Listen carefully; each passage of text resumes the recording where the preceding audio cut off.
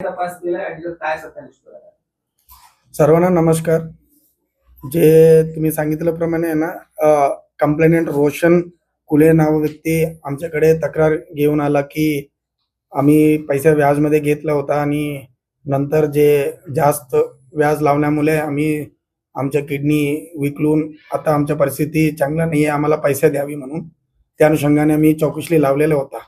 त्या अनुषंगाने आजच्या दिवशी आमच्याकडे पुरावा भेटल्यानंतर आम्ही लगेच त्यांच्यावर आता गुन्हा दाखल करणं प्रक्रिया सुरू केलेला आहे.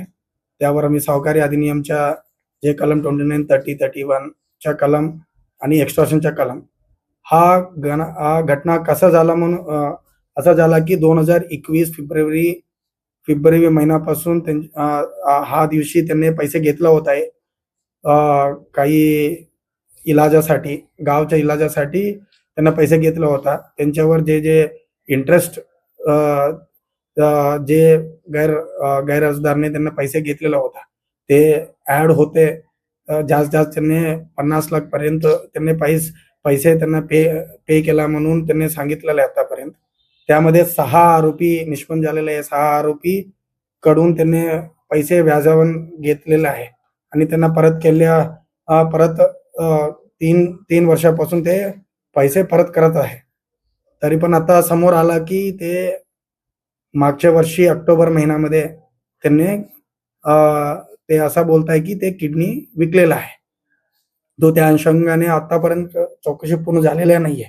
तरी पण ते ट्रान्झॅक्शन बघितलं असेल तर काही आरोपीच्या अकाउंटवर त्यांना अकाउंटला पैसे पाठवलेला आहे आणि पैसे पण घेतलेला आहे.